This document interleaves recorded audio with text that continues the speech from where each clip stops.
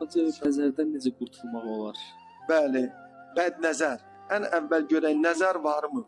Qur'an-ı Kərimə biz müraciət eləsək, Qur'an-ı Kərimin Qələm surəsinin 51-ci ayətində Bismillahirrahmanirrahim və in yekadullazina kafaru liyuzliqunaka bi absarihim lamma sami'un zikr. Qələm surəsinin 51-ci ayəsi, Yusif surəsinin 67-ci ayəsi biri birbaşa bağlıdır bədnəzərlə, biri isə dolayısı yolla da olsa, yəni buradan söhbət gedir. Bədnəzərdən, pis nəfslərdən, pis baxışlardan, bioenerjiden söhbət gedir. Biri ibarətdir ki, həqiqətən Qur'anı duyduqları zaman inkar edənlər, kafirlər, Peyğəmbər səni gözləri ilə devirmək istədilər, bəd nəzərlərindən. Bilirsiniz ki, Bəni Əsəd qəbiləsindən, Əhl-i-Sünnə alimlərindən olan Qurtubi Qur'anın təfsirində gözəl bir mətləbə toxunur. Deyir ki, Bəni Əsəd qəbiləsindən bir qrup insanlar var idi.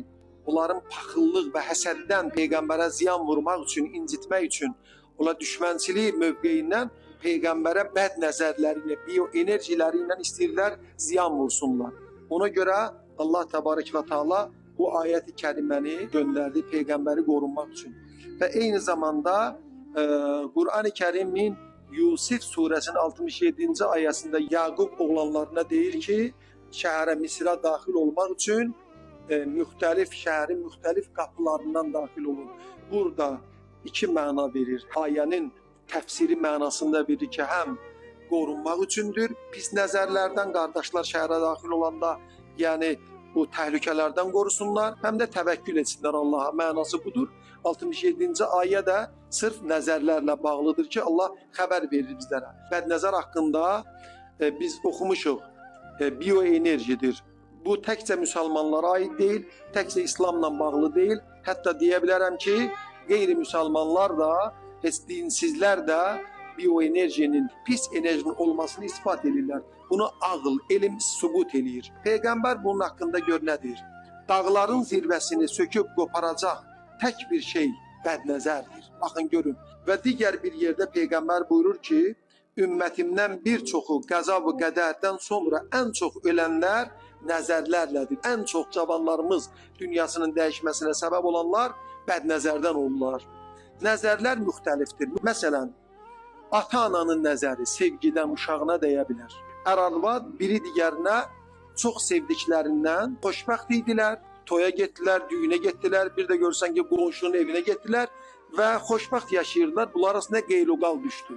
Bu qeyluqal düşməyin səbəbləri bədnəzərdəndir. Sonra ailələri əvvəllər çox sevgili idilər, xoşbəxt yaşayırdılar və sonradan isə ailə soyudu. Bir də görürsən ki, qadın deyir ki, niyə biz belə olduq? Əvvəl çox sevirdik, ailədə hər şey gözəl idi. Kişi də deyir, ailəmiz çox gözəl idi. Ehtimal var ki, bu ailədə nəzər vardır. Nəzər əlaməti sevgidən gələ bilər. Sevgidən gələn nəzər olanda nə baş verir? Əlamətlər nədir? Həddən artıq onun əl-ayağı soyuq olar, bədəni isti olar. Sevgidən deyən nəzərdə bu əlamətlər olur. Və eyni zamanda həsəd və paxıllıqdan əlamətləri qızdırmalı tez-tez olar, nəfəs darılması olur, əsassız ağrılar. Bəzən də toyda, düyündə dəyən bədnəzərlər olur cavanlara. Onlar görürsən hər şey gözəldir, amma bir-birlərini yola getmirlər. Əvvəl 5 gün, 10 gün, bir müddətdən sonra.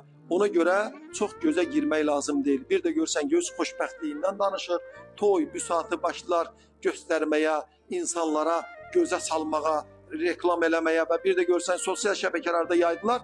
O ailə bir də görsən bir müddətdən sonra məhvə gətirib çıxartdı. Onun üzərində mütləq ehtimal var ki, nəzər vardır. Bir də görsən uşağa dəyən, valideynin gözü də dəyə bilər, qıraq bir insanın götürür, sosial şəbəkədə öz körpəsinin şəklini qoyur, paylaşır. Uşaq da həqiqətən də yaşına görə çox gözəldir. O gözəlliyinə görə həmən uşaq əziyyət çəkər, əhvalı pozular, danışdığı halda birdəm ağlayar, birdəm narahat olar. Onun mütləq uşaqda bir narahatçılığı olur. Həkimə aparırsan, heç bir nəticə yoxdur. Və bədnəzərin təsirindən bu uşaqda baş verə bilir. İmam Cəfər Sadiq əleyhissalamdan soruşdular ki, adam özü özünə nəzər vura bilərmi? İmam Cəfər Sadiq dedi ki, bəli, insan özü-özünə nəzər etməz. Bəzi insanlar var, özünə aşiqdir. Gecə gündüz qalıb güzgünün qabağında, aynanın qabağında öz gözəlliyinə, saçına, boy buxuna, geyiminə, şəkilləndirmə aparıb figurasında bu gözəlliyini özü-özünə nəzər vurur. Bunlarda da çox böyük bir xəstəlikdir. Allah belə nəzərlərdən insan, yəni təkcə qıraqdan deyil, hətta özünə də insan nəzər vura bilər. Yəni nəzər vardır. Bunu elmdə sübut edir, Quranda deyir, hədislərdə də vardır. Allah nəzərlərdən bizi qorusun. İnşallah bunları siz öyrənin. Gələn proqramda vaxtımız çatsa nəzəri götürə biləcək, nəzərin qarşısını almaq üçün inşallah sizə gözəl bir təviz oxuyacağam.